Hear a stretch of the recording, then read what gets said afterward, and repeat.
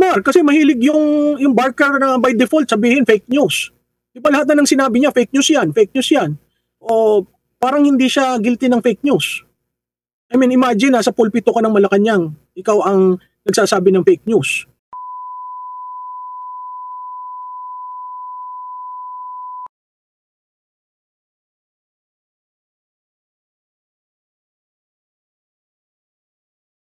Bilang biyasa sa komunikasyon, unahin ko lang muna itong anti-Duterte pro-Marcos na propaganda na nabisto po ng ChatGPT, Prof.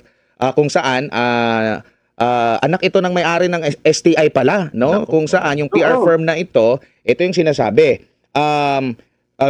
Ginagamit nila ang isiniwalat nila na ang PR firm na nakabase sa Makati ay gumagamit ng ChatGPT sa isang 3 yugtong kampanya ng propaganda nung nakalipas na panahon ng kampanya. Una, pagmomonitor ng political content online upang matukoy ang mga pro-Marcos na pahayag o mga talking points. Meron ding lumilikha ng maikling mga komento na nababasa natin sa comment section sa mga legit post ng mga news articles, no? Karaniwan ay more or less nasa 10 salita, Taglish, upang ulitin o palakasin yung kung ano man yung kanilang gustong ipabatid at yung paggawa ng mga PR materials para iulat ang umano'y tagumpay ng mga kampanya sa kanilang mga kliyente.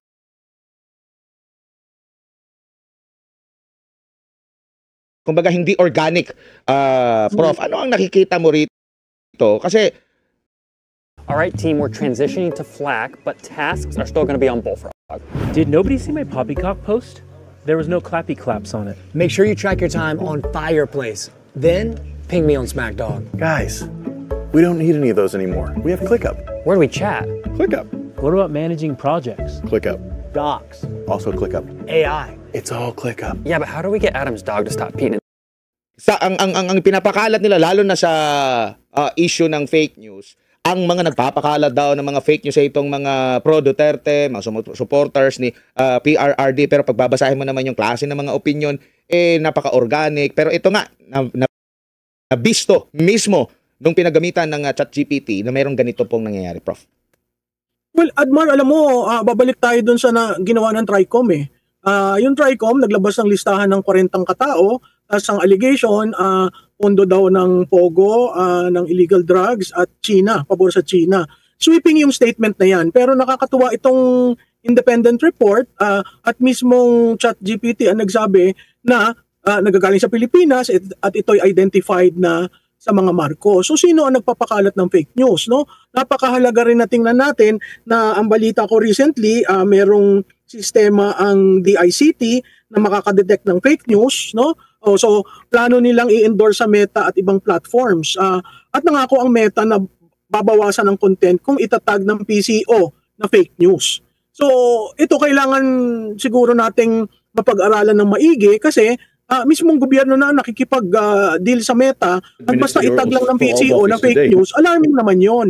Kasi yan ay ang malayang pamamahayag ng mga tao, freedom of speech, ay napaka-importante yon, no? Sa kahit anong bansa, ang freedom of speech ang bedrock ng lahat ng rights ng taong bayan. So, kung ang fake news ay kanilang i-weaponize at ang tangi lamang ina-accuse ng fake news ay ang mga galing sa kabilang partido o sa mga Duterte, hindi naman yata yung pagiging tama. Kasi ultimo yung public briefer na tao ng palasyo, gumagawa rin ng fake news. Diba? So dapat, ayusin muna natin, maging fair tayo, kasi ang opinion ng tao, ay opinion ng tao. Hindi estado ang magde-decide niyan. Oo, may limitasyon, pero yung limitasyon ay hindi dapat parating i-invoke, lalo na kung ang estado ngayon through DICT at PCO ang mag-identify na itatag o yan fake news at Meta i-pull down mo. Maling-mali yun kasi kung titingnan natin, ang Pilipinas ay isa sa mga malalaking gumagamit ng Facebook. Opo. Or Meta. And eto nga, sila pala yung ang ginagamit na malimit nila panglaban dito kay VP Sara, yung salitang Princess Fiona, yung karakter sa Shrek, which is malimit nating nakikita ito, no? May mga memes, mga salita, tapos paulit-ulit. Umabot pa nga sa punto na copy-paste na. Iba-ibang profile pero copy-paste yung Prof.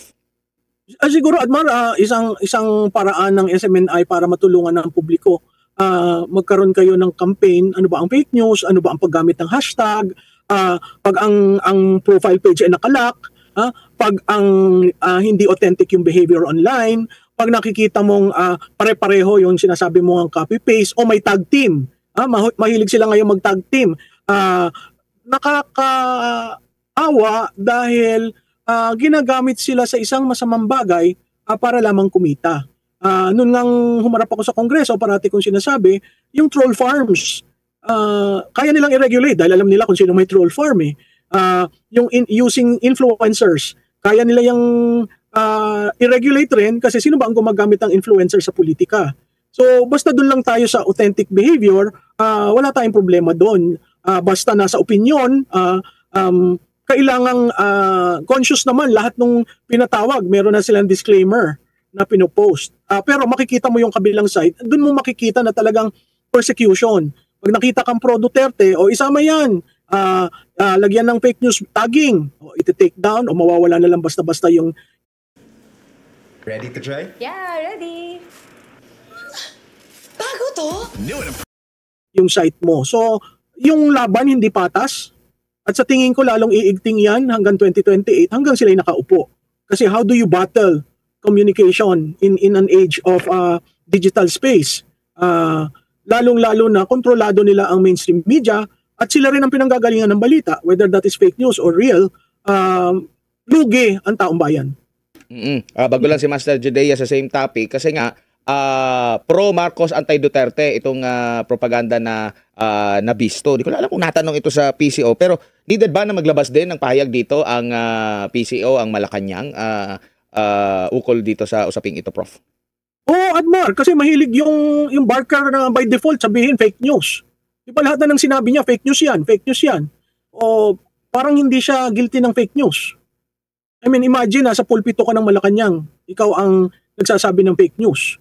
Ang default niya parate, ang sinisisi si Duterte. Hindi ba yon fake news? Kung ang sisisihan ng Estado ay ang mga Duterte.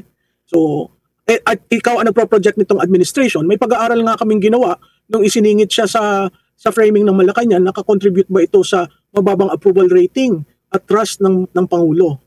Ilalabas namin yan very soon. Okay. Prof, si Master Judea po ito, no?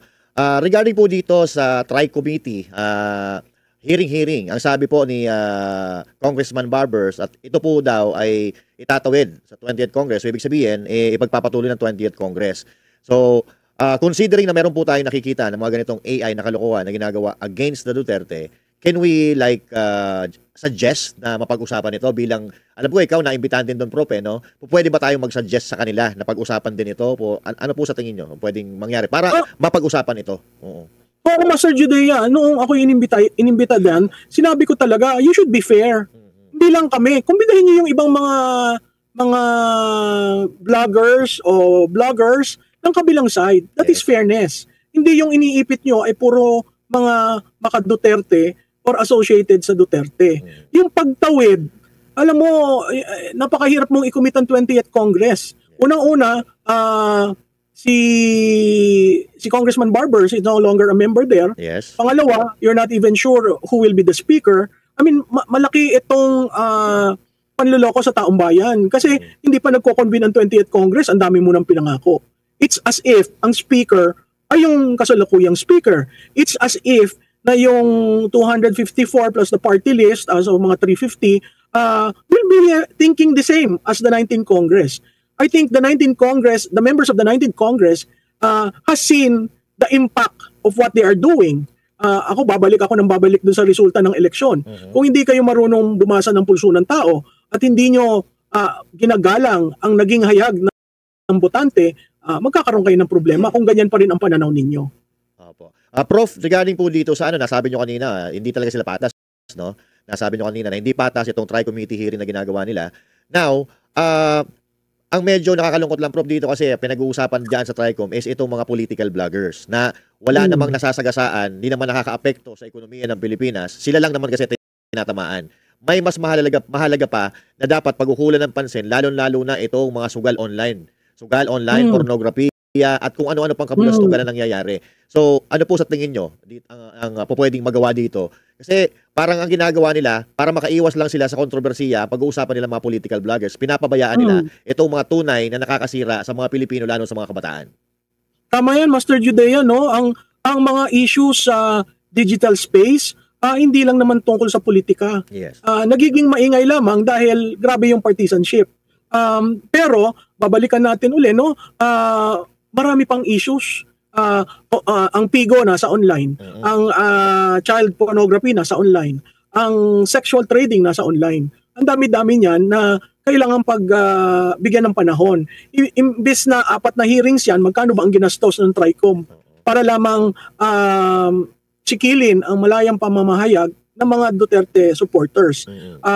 Maling-mali yan at wala naman nagko-call ng attention na mali kasi parati naman during the hearing sinasabi namin ba't hindi kumbidahin yung kabilang side. Naandun sila.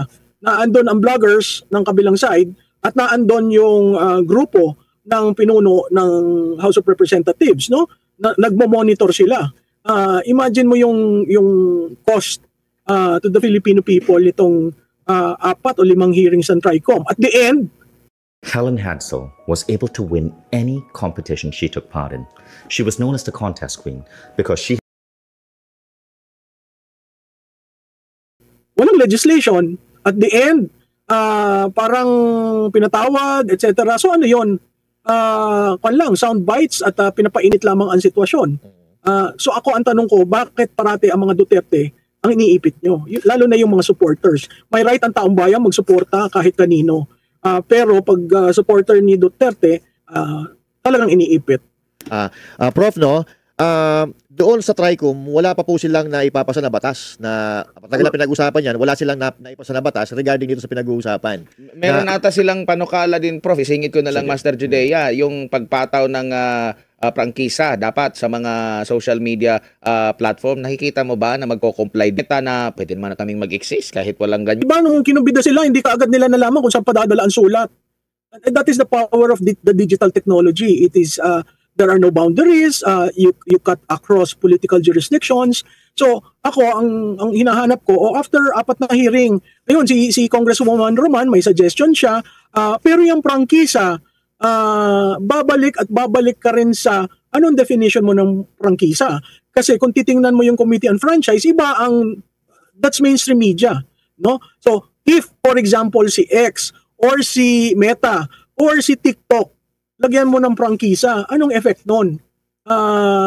Hindi ba yan pipigil sa malayang pamamahayag ng taong bayan o nung kahit sinong citizen sa bansa natin na magsabi ng gusto nilang sabihin at gamitin yung technology? So mahirap yung franchise na pinopropose nila over social media kasi hindi naman yan ang tradisyonal na ginagawa globally. Pero kung gusto nilang ganyan, edi hindi magde-develop ang technology sa Pilipinas. Pero ang tingin ko dyan, Prof, magiging same as useless yan eh. Kasi may VPN naman. May VPN. Actually, may VPN. So, alam mo, ang development ng technology mas mabilis kisa sa pagsasabit ng panukalang batas at pagdedebate. So by the time natapos sila at naging Republic Act, may bagong technology na. Okay. Prof, regarding dito sa ano pa rin, no? Regarding dito sa mga pornografiya, yung mga tunay na plataforma dito sa social media na nakakasira talaga. Etong mga regarding sa political, meron na tayong mga batas niyan eh. Yung mga cyber libel, cyberbullying, mga ganon. Ano sa tingin niyo dapat ang hakbang ng gobyerno dito para maiwasan itong paglala ng mga sugal, scatter, itong pornografiya, ito bang mga nakakasira dito sa isipan o nagpapahirap, lalo-lalo sa mga magulang? Alam mo, Master Judea, regulation lang yan eh. Pwedeng executive order, pwedeng DICT in the process of using digital technologies. Kasi kung gagawin mong Republic Act, napakahirap magpasa habang nangyayari yan. So, ang pwede mo, ang strike down nyo, yung mga ganyang operation, di ba? Ang dami-daming PIGO, yung pumalit sa POGO, di ba? Online yan. Grabe ang digital gaming online. In fact, ang isang yumaman, 2 yumaman, mga politiko yan eh. Ang nagmamay-ari. So, kailangan i-regulate. Katulad nila ng ginawa nila ng pagpapataw ng tax sa paggamit ng digital services. Di ba ngayon, mas mataas na ang bayad natin sa Netflix, mas mataas ang may ina-add na tax pag bumibili ka online. So, imbis na na-develop ng maigi at kumakalat ng mabilis, nagkakaroon ka ng barriers in the use of the technology.